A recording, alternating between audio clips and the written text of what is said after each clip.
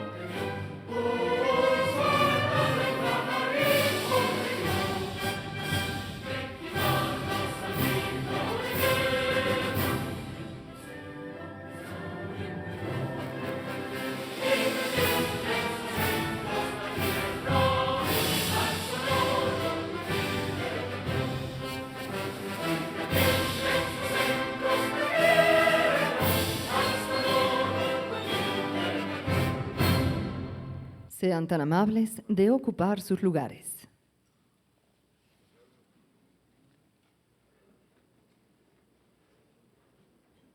Tiene la palabra el ciudadano ingeniero Carlos Slimelú, presidente honorario vitalicio de Grupo Carso.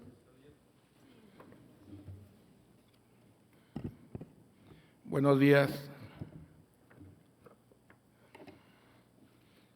Señor presidente de la República Mexicana, licenciado Felipe Calderón, señor presidente Julio María Sanguinetti, presidente de la Fundación Círculo de Montevideo, señores expresidentes Belisario Betancur de Colombia, don Felipe González de España y licenciado Ricardo Lagos de la República de Chile.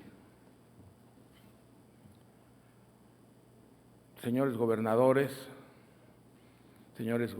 electos, presidente de la Cámara de Diputados, integrantes del gabinete, distinguidas personalidades de la Suprema Corte de la Nación y del Congreso de la Unión, distinguidos miembros del Círculo de Montevideo, cuerpo diplomático, rectores y académicos, amigos de los medios de comunicación, muy estimados becarios de Telmex, señoras y señores.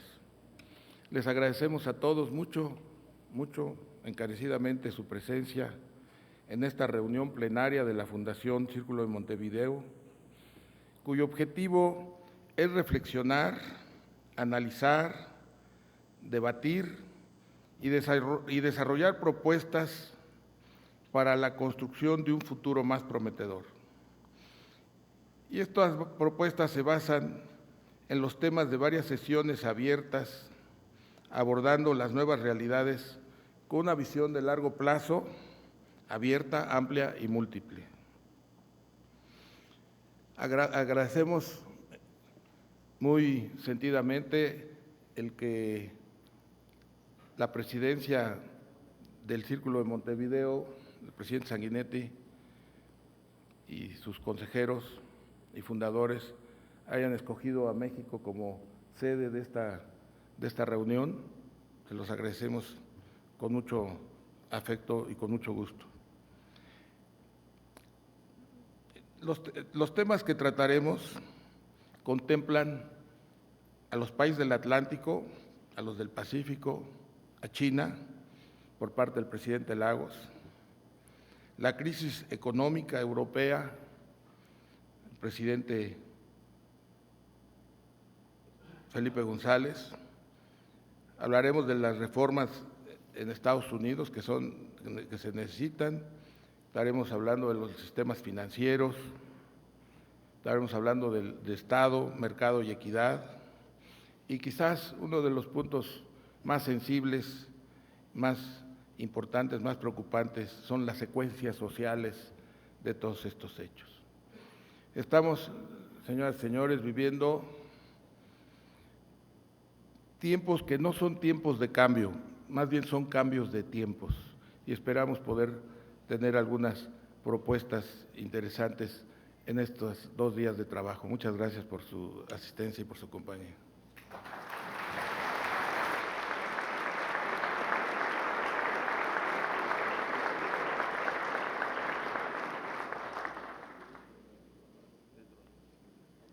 Toca el turno en el uso de la palabra al señor Julio María Sanguinetti, expresidente de la República Oriental de Uruguay.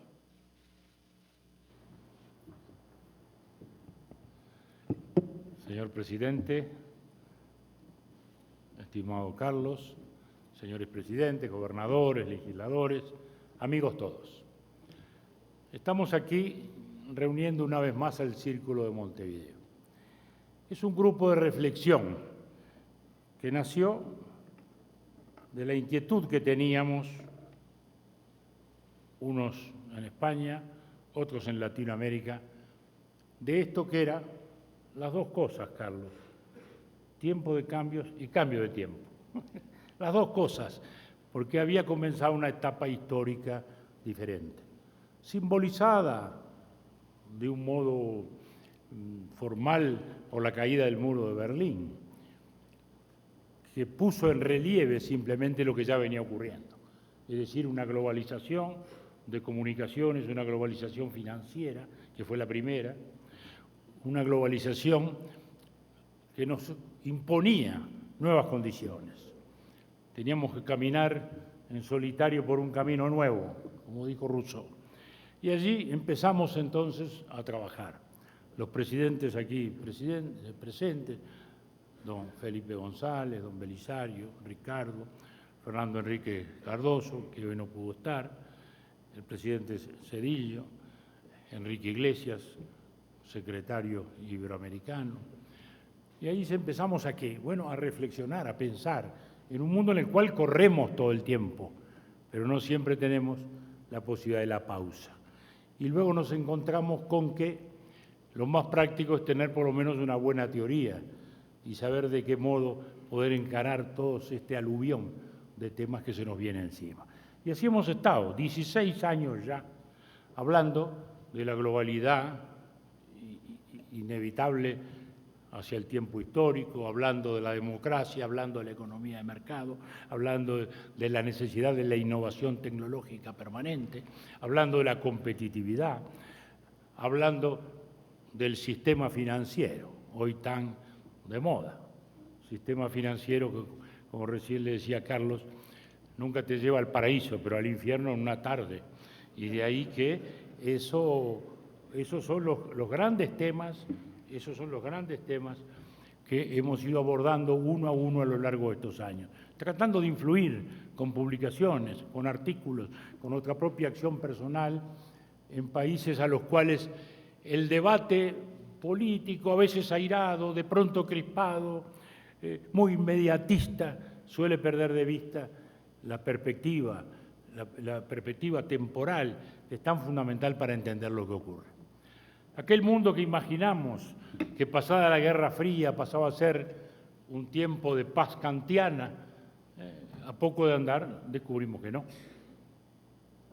Vinieron guerras locales, Afganistán, Irak, vino el fenómeno terrorista a nivel también globalizado. Ya no enfrentamos enemigos nacionales, hasta las guerras habían cambiado. Ya no eran guerras nacionales de Estado contra Estado. Era el narcotráfico, era el terrorismo, eran fenómenos supranacionales que estaban más allá de las fronteras.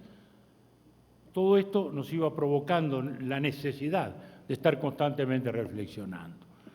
Vivimos algún tiempo de crisis, pero sobre todo un tiempo de gran expansión de la economía mundial. Expansión hasta exagerada, expansión hasta excesiva. Luego vino la famosa crisis del 2008 Y hoy estamos en 2012 y no hemos terminado de salir de esa situación, como para decir, el mundo ya no está en crisis. Por supuesto, la América Latina no ha tenido una mala historia. El nuevo actor mundial que es China, que ya ha hecho plural el gobierno del mundo, ha incidido decisivamente. Los del sur nos hemos beneficiado sin ninguna duda, porque las materias primas, minerales y los alimentos nos han dado una respuesta formidable de crecimiento. Ustedes acá al norte no tanto, pero sin embargo están sólidos, está sólido México, está mejor Centroamérica, no hay ninguna duda de ello. Y eso es muy importante en lo económico, es muy importante en lo social y es muy importante en lo político. En lo económico porque el crecimiento es la condición imprescindible, necesaria para imaginar mejores tiempos para la gente. Y se ha crecido. Irregularmente, es verdad, a veces con falta de innovaciones tecnológicas para estar en la modernidad, con suertes variadas en el aprovechamiento, no lo puedo ignorar, no todos los países han aprovechado bien esta bonanza. Hay quienes han invertido en infraestructura, en energía, en educación, hay quienes no lo han hecho, han invertido demasiado en armas, desgraciadamente, o han despilfarrado de otro modo en aventuras políticas a veces. No ha sido homogéneo, pero en todos lados se ha crecido. Y eso ha repercutido en la sociedad, es verdad. La pobreza ha bajado, pero seguimos con un 30% de latinoamericanos en una situación de pobreza. Y eso no es poca cosa, es un formidable desafío que seguimos teniendo adelante. Y que lo vemos a su vez en una educación que no está en los niveles de calidad necesarios para poder quebrar el círculo vicioso del subdesarrollo. Esos son los horizontes, los desafíos que tenemos por delante. Y hemos progresado en lo político también, pese a todos los pesares. Es verdad, no está ya la Guerra Fría, no están unos para armar guerrillas y otros para bendecir golpe de Estado. No están, felizmente. Pero felizmente también nuestros países han ido evolucionando. Los dos más grandes, por no nombrar sino a México y Brasil, han evolucionado políticamente. Brasil nunca tuvo partidos, recorrió los 200 años de su imperio prácticamente sin partidos, liberales y conservadores que no se distinguían por el pensamiento. Sin embargo, hoy Brasil tiene partidos políticos, que son las corrientes que estabilizan los modos del pensamiento y le dan estabilidad y previsibilidad a la gestión. El gran problema, el gran desafío del mundo político es siempre eso. Los hechos no son previsibles, pero tiene que ser previsible nuestra conducta. Y eso es el elemento fundamental de la confianza. Hemos mejorado. México también, sin ninguna duda. Están sus tres partidos funcionando. Hay debate, por cierto, lo seguirá habiendo siempre, pero todos ellos se han resuelto y se van a resolver adentro de la institucionalidad. Estos mismos días uno oye discusiones, debates, a veces airados, pero todos ellos se van a resolver adentro de la institucionalidad. Y ese es el gran valor, el gran activo que tenemos hoy en México y en toda América Latina. Hemos tenido una crisis política en Paraguay, fue una crisis política, no otra cosa, no fue un golpe de Estado, no hubo irrupciones militares, policiales o de fuerzas violentas. Se está resolviendo y se resolverá siempre adentro de la institucionalidad, como se resolvió en su tiempo también lo de Honduras o las tantas situaciones que vivió Ecuador, o en el 2001, 2002 las que vivió Argentina, por ejemplo. Y ese es un gran patrimonio y un gran activo a cuidar. Justamente nuestro círculo ha hecho grandes esfuerzos por explicar, por afirmar, por difundir el valor imprescindible de esa institucionalidad que es fundamental a la democracia y fundamental también al desarrollo económico. Naturalmente, tenemos amenazas, ha habido gobiernos que no terminan, hay la amenaza populista, esos presidentes por encima de las instituciones, esos presidentes que sustituyen el Parlamento por la plaza pública, los hay, sí, los hay. pero irán pasando. Es todavía rezago de nuestras viejas inmadureces. Están allí. Y lo malo es que ejercen a veces la autoridad con algo de exceso. Y bien sabemos que ya el noble Montesquieu nos decía que no hay peor tiranía que aquella que se ejerce a la sombra de las leyes. Pero estamos hablando aquí hoy en un país libre, en un continente libre. Y podemos enfrentar y superar esos males como hemos superado tantos otros. Venimos hoy aquí a reflexionar, venimos hoy a pensar, señor presidente, y venimos también a agradecerles a todos ustedes el interés en nuestro trabajo. Muchas gracias.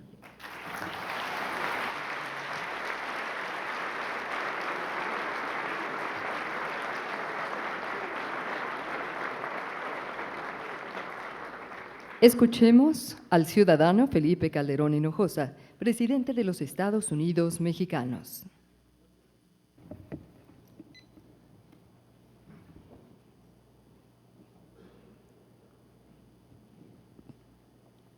¿Qué tal? Muy buenos días, amigas y amigos. Saludo con mucho aprecio, con mucha admiración a don Julio María Sanguinetti, presidente del Círculo de Montevideo, al ingeniero Carlos Slim, presidente empresarial y anfitrión de la Fundación Círculo de Montevideo, en esta ocasión en México. También a don José Miguel Insulza, secretario general de la Organización de Estados Americanos. Gracias, don José Miguel. A don Enrique Iglesias, secretario general iberoamericano. También don Enrique, bienvenido. A la señora Rebecca Greenspan, secretaria general adjunta de Naciones Unidas.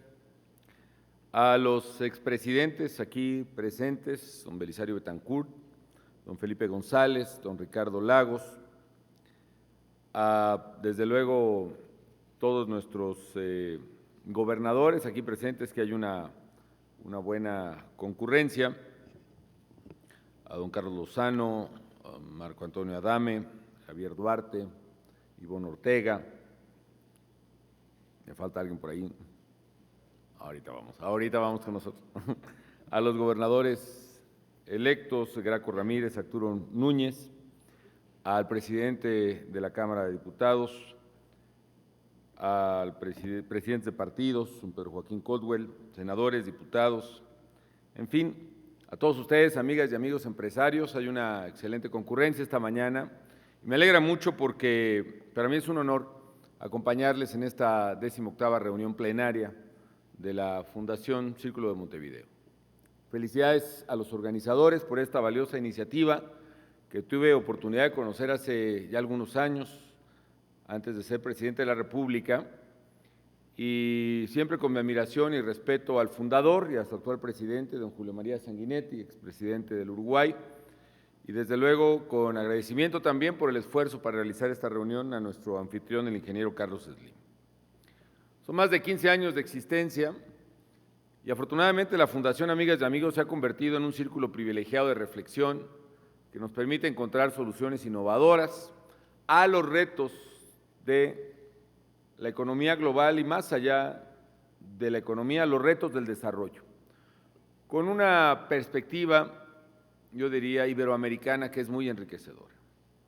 Entre sus personajes se encuentran personalidades de todos los ámbitos, no solo políticos, sino también académico, empresarial, y este conjunto de experiencias que se aportan nos sirven a todos, así que bienvenido a este esfuerzo, ya que nos visitan en México, pues como decimos los mexicanos, esta es su casa, bienvenidos todos.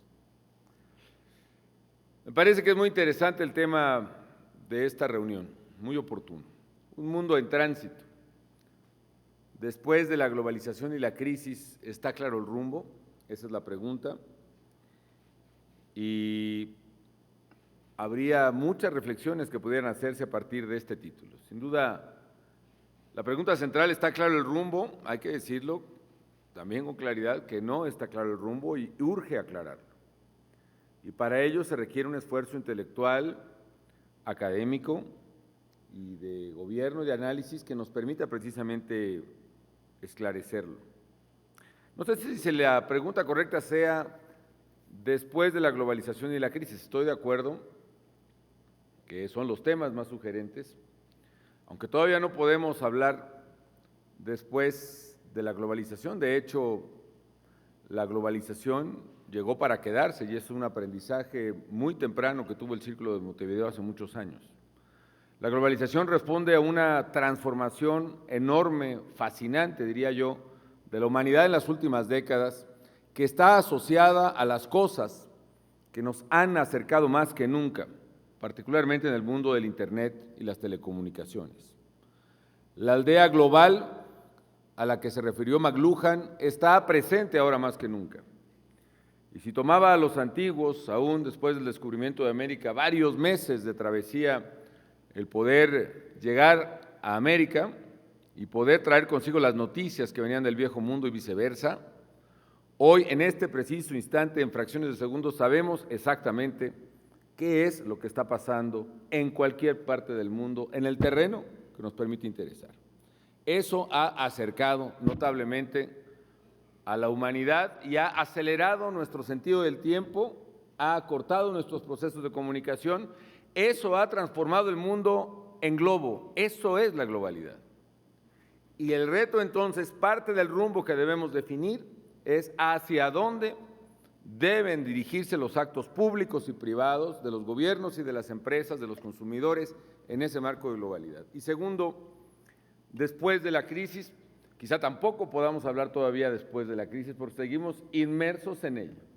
Y es quizá precisamente el contexto más preocupante o más atingente, más demandante de interés en este momento, la crisis económica que, como bien se ha dicho, se vive desde aquel 2008, donde el mundo ha enfrentado una de las peores crisis económicas que se tenga en memoria. Se insiste mucho en decir que es la peor crisis después del 29, y bueno, la verdad es que si alguien recuerda la crisis del 29, que la haya vivido, por favor levante la mano, ¿no?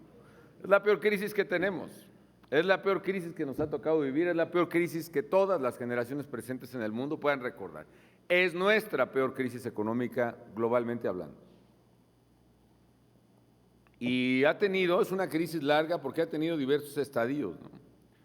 Primero, la explosión o la implosión, si se quiere, del fracaso de los sistemas financieros, la exacerbación en los abusos de los mercados de derivados, la pulverización de la responsabilidad en los riesgos inherentes a todos estos mercados, que finalmente un día cayó, como cayó un castillo de naipes y particularmente en la crisis financiera en Estados Unidos primero, que afectó notablemente a México. Si el epicentro de la mayor crisis que tenga memoria en la humanidad vive en este momento fue Estados Unidos, este gran elefante que cayó, nos cayó justo encima a los mexicanos. Y tuvimos en aquel 2009 una de las peores recesiones económicas, la primera claramente generada desde afuera, que se tenga memoria. En aquel 2009 llegamos a tener una recesión que, aunque fue de 6.1, 6.2 a lo largo del año, primero y segundo trimestre de 2009 alcanzó más del 10% de caída. Recompuesto un poco los mercados financieros, lo que sigue fue la secuela para salir de las propias medidas que muchos países tuvimos que poner en aplicación para enfrentar la crisis en ese momento.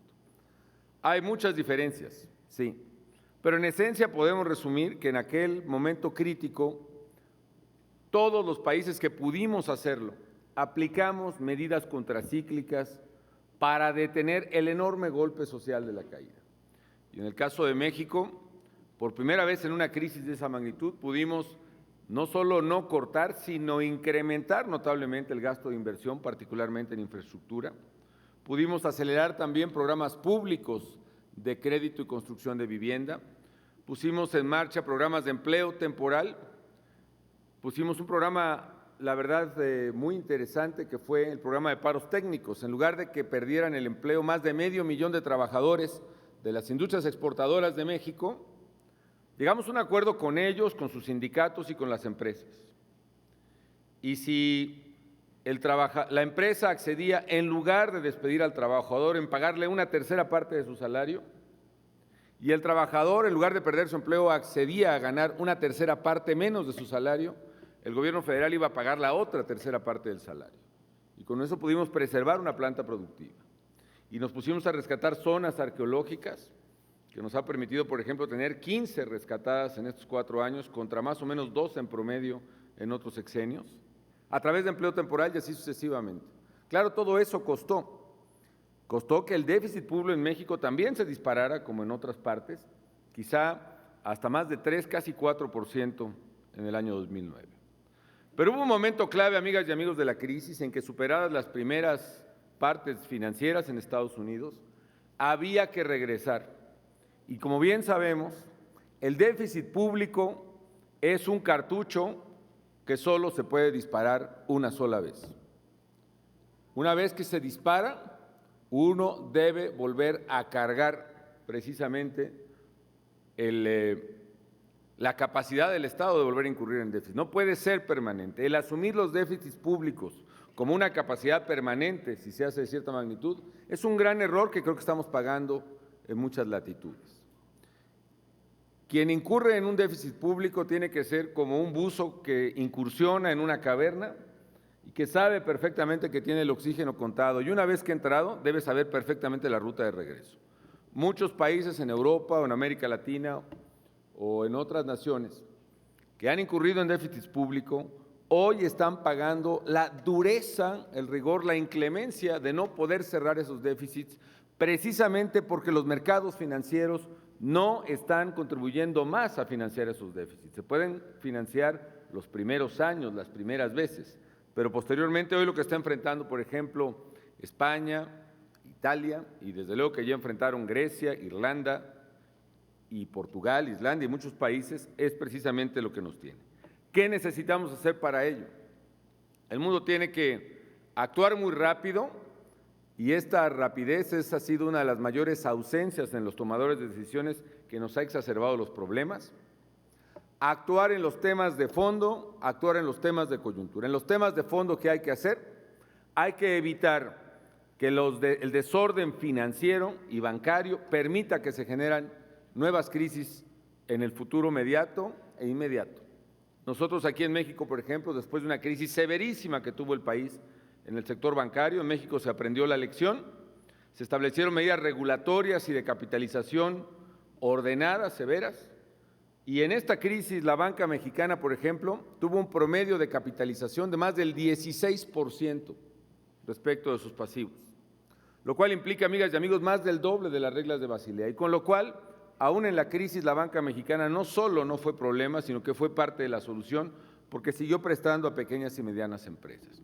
Una nueva regulación financiera en el mundo es urgente, ordenada, y fue una de las motivaciones y nuestras discusiones en el G20 reciente. La otra, problemas de corto plazo, también es urgente distinguir entre las economías que tienen problemas de insolvencia y no pueden pagar sus obligaciones, y las economías que tienen problemas de liquidez, es decir, que tienen capacidad económica para hacer frente a sus compromisos, pero que no pueden hacerlo tan cómodamente en el corto plazo. Si Grecia, por ejemplo, implica que tenga casi el 200% de su PIB de deuda, ese es un país que no puede pagar su deuda. Y eso implica un problema de insolvencia que tiene que resolverse claramente con una negociación contundente, no solo con acreedores privados, sino, pienso, acreedores públicos y privados, nacionales e internacionales.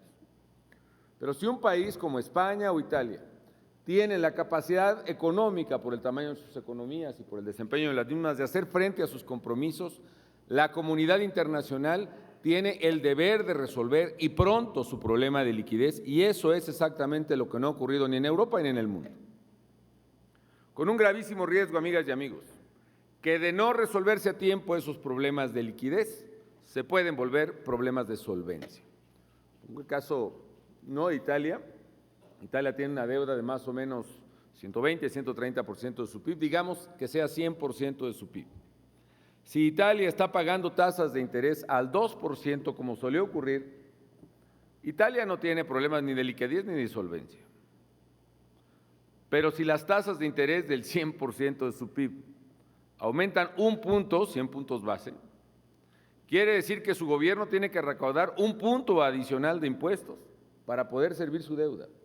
Y si aumentan como ahora, no de 2%, sino que están probablemente cercanas al 6% en este momento en Italia, quiere decir que el gobierno italiano tiene que recaudar 4 puntos del PIB adicionales este año para servir su deuda. Y eso terminará convirtiéndose, si no se actúa, en problemas de liquidez. Y es exactamente lo que está viviendo España. Por eso es tan importante urgir a los organismos tomadores de decisiones señaladamente en Europa para que actúen rápido y contundentemente, no con medidas paliativas. Se requiere que este virus de la falta de credibilidad en la capacidad de pago de los gobiernos se combata con un antibiótico poderoso. Si se dan pequeñas dosis al principio, lo único que puede generarse, y que ya ha ocurrido, es que se exacerbe el problema y el virus se haga todavía muchísimo más potente. Este es un primer problema que hay que enfrentar, y precisamente fue algo de lo que vimos en el G20, que fue muy exitoso en este tema. Se lograron resolver algunas cosas entonces que ahora se han perdido otra vez en el camino con Europa. Se fortaleció el Fondo Monetario Internacional de manera inédita y aún sin la contribución de países importantes como Estados Unidos y Canadá, el Fondo Monetario capitalizó por $450,000 millones, algo inédito, y es una de las instituciones capacitadas para hacer frente a este tema. Entonces, primero, hacer frente a los problemas de coyuntura, y eso no está resuelto. Esa es parte del rumbo. Y la segunda parte del rumbo es los problemas de fondo. ¿Cuáles son los caminos que se tienen que seguir para el crecimiento económico? ¿Y cuáles son las medidas que se deben de tomar para mitigar, lo que bien señalaba el ingeniero Slim, los efectos sociales de las crisis que estamos viviendo, que pueden ser demoledores? Respecto del camino económico, amigas y amigos, yo creo que hay que partir por cosas que son muy básicas, y siendo tan básicas tenemos enormes discrepancias de ellas. Un elemento clave, desde que la humanidad es humanidad, que le ha dado ingreso económico, es el comercio. Y hoy, más que nunca, en que las economías son globales, necesitamos ver en el comercio libre la ruta de crecimiento económico para nuestros pueblos. ¿Por qué razón? Porque el comercio genera beneficios para todos. Puede tener sectores que resulten ganadores y perdedores dependiendo de sus vínculos de competitividad, sí, pero el punto es que la actividad comercial global genera crecimiento de todas las economías y genera ganancias netas absolutas para todos, para productores, para consumidores, para exportadores, para importadores.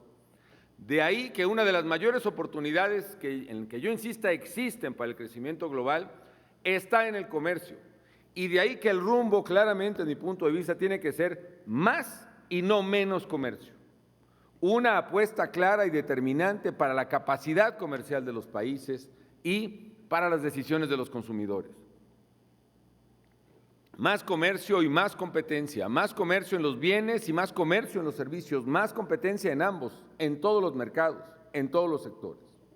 Y de ahí también que yo vea, como una de las preocupaciones de nuestro tiempo, es que se están generando corrientes muy fuertes de proteccionismo que van a acabar frustrando la capacidad de recuperación económica del mundo.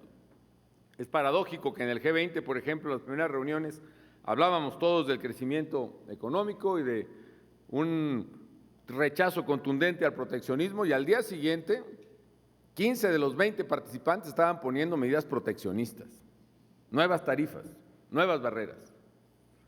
Nosotros en México hicimos lo mismo, con una crítica importante, por ejemplo. Tengo desde luego muy pendientes los exhortos constantes del Congreso de que México no celebre más acuerdos de libre comercio. Las recriminaciones de sectores de que hayamos bajado aranceles, etcétera. Nosotros bajamos aranceles en medio de las crisis, amigos, del 11% en promedio al 4%. ¿Y eso acabó con la industria mexicana? Por supuesto que no. Nos hizo más competitivos todavía. Nos hizo más competitivos porque en una economía global lo que se comercia, amigos, no son productos terminados nada más. El 70% de la economía global de comercio son productos intermedios, los llamados middle products.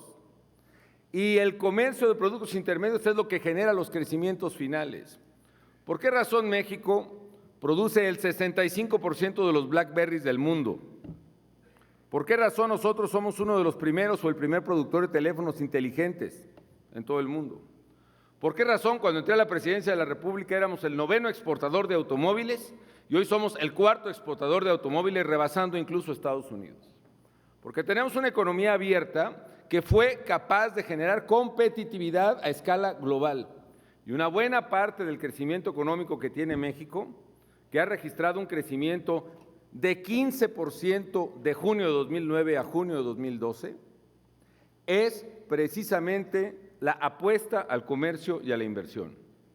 ¿Por qué razón? Porque el productor de estos teléfonos puede traer los chips, las pantallas, las teclas, en fin, todo de cualquier parte del mundo a México, sin aranceles, para producir el mejor teléfono en México. Y lo mismo lo sabe el productor de Nissan, y lo mismo lo sabe el productor de Volkswagen, y el de Ford, y el de General Motors. Y por esa razón me preocupa que en nuestra propia región en América Latina esté hablándose cada vez más fuerte de proteger y de rechazar el comercio y no de ampliarlo. Y por esa razón también nosotros insistimos en nuevos acuerdos y nuevas apuestas que le den crecimiento y desarrollo a México. ¿Dónde va a estar el crecimiento en la próxima década? Va a estar en el Pacífico. Va a ser un crecimiento entre Asia y América Latina. A horcajadas podemos empujar ciertamente ese crecimiento. Y por eso nuestra apuesta tiene que ser al comercio en esa región.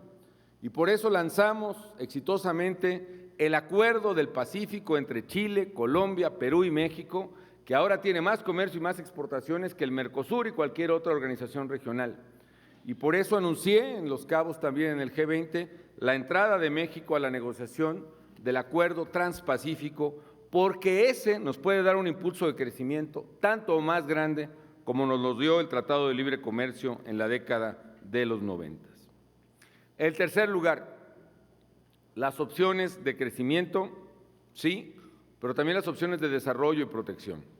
Y con esto quiero redondear y terminar. Hay un problema estructural en este momento de la humanidad que tiene que ver con lo que decía don Julio María Sanguinetti y que es adicional a la crisis económica recesiva y que es el aumento del precio de los commodities, de las materias primas. Es cierto, países como el Uruguay, Argentina, Brasil, pudieron crecer de manera muy importante por ser grandes productores de commodities, de granos, de soya o de soja, como le dicen por allá, y algunos de petróleo también. Y ese precio de commodities exacerbado permitió el crecimiento de algunas economías muy concentradas en materias primas. Pero tiene varias implicaciones. Uno, que no es para siempre, y como vemos la caída del mercado de commodities desde el año pasado y a principios de este, también provocó la caída de ciertas economías. Por eso México este año crecerá por segunda vez consecutiva más que Brasil. Y también, amigas y amigos, del lado del consumidor está generando una de las mayores afectaciones sociales que haya visto la humanidad en los últimos 30 años. ¿Por qué razón, amigas y amigos? Porque los precios de los alimentos fundamentalmente en los últimos 5 años se han más que duplicado. A mí me resulta muy interesante, al igual que ustedes, el haber visto en esta sociedad globalizada, en los noticieros y en el Internet, todo lo que ocurrió con la primavera árabe. Ver cómo la gente salía a las calles y derribaba dictaduras de 40 años en el norte de África. Y se decía que era por la aparición del Facebook y del Twitter. Y es probable, es fácil, o es más fácil convocar ahora con estos medios, pero no, amigos.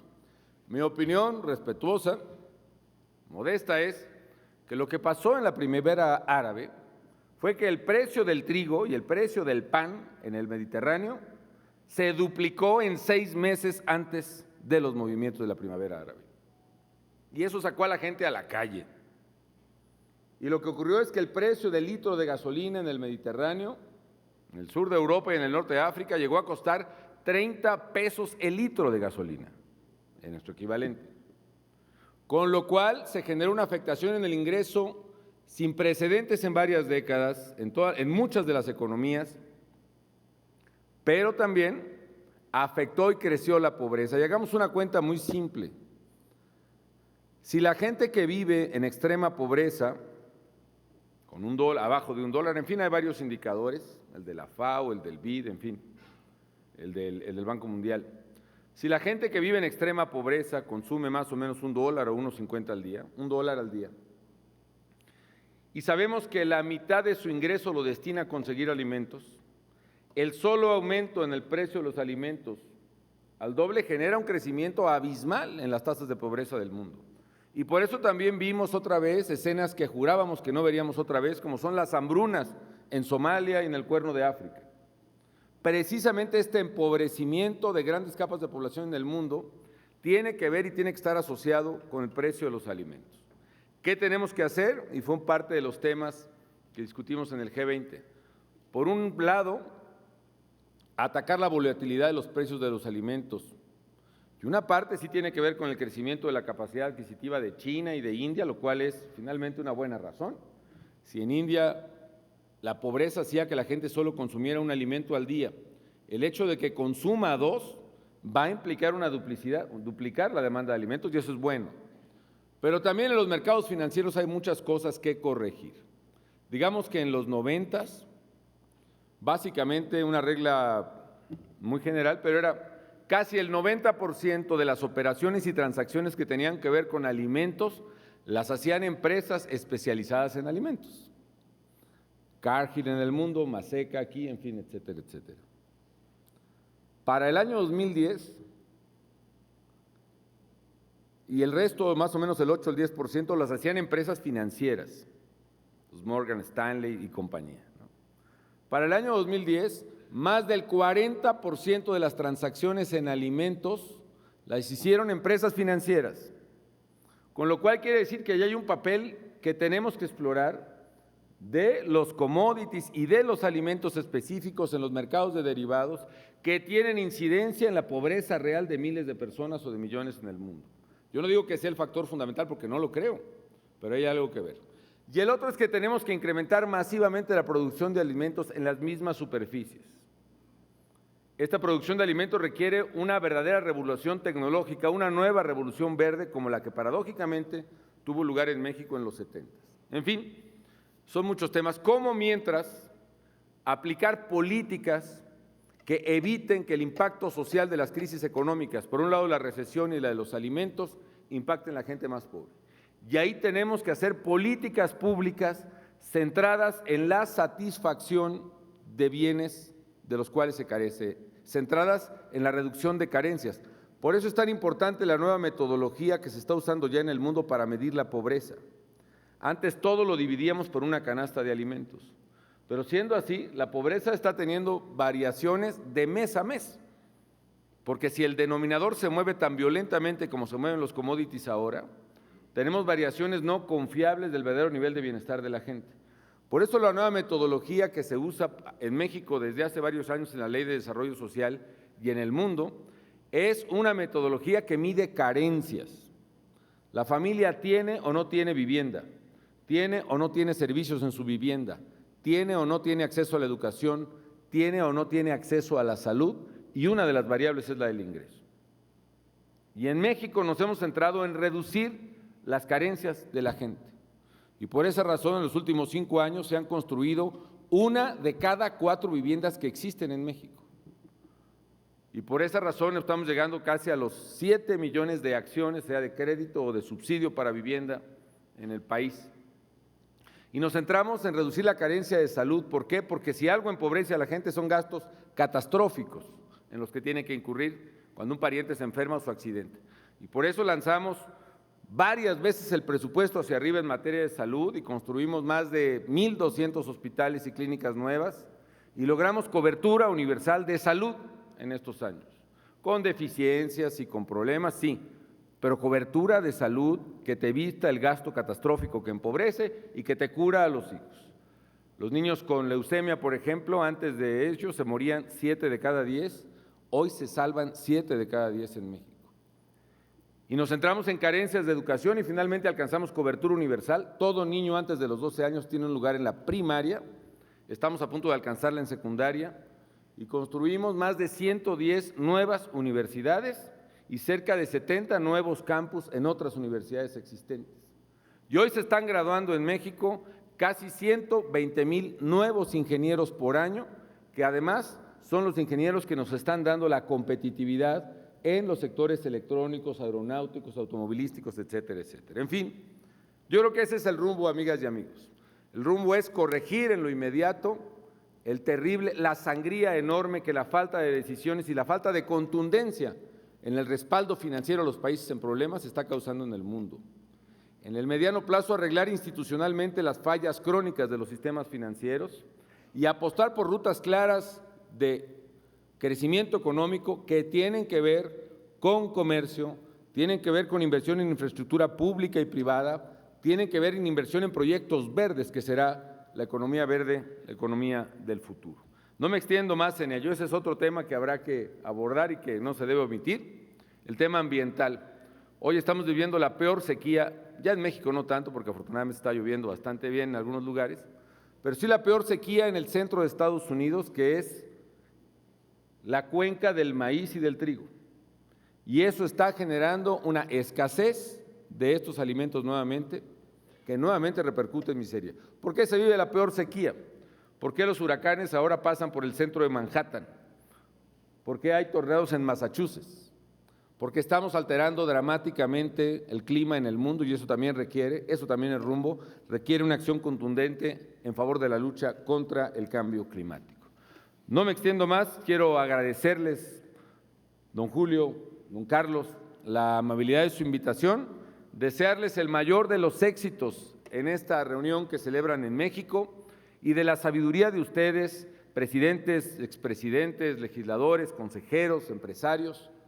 De ustedes esperamos, desde luego, las líneas, las directrices, las ideas que permitan que nuestro México y nuestro mundo sean, como todos queremos, un México y un mundo mejor. Muchísimas gracias.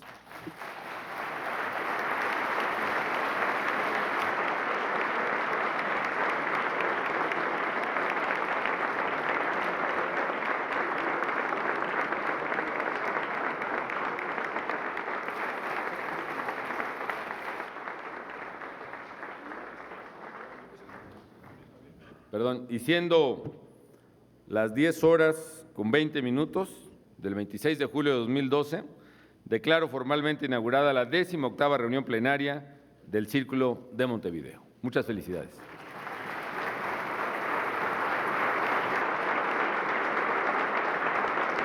Es así como damos por finalizado este evento. Se despide de ustedes el ciudadano presidente de los Estados Unidos mexicanos. Que tengan excelente día.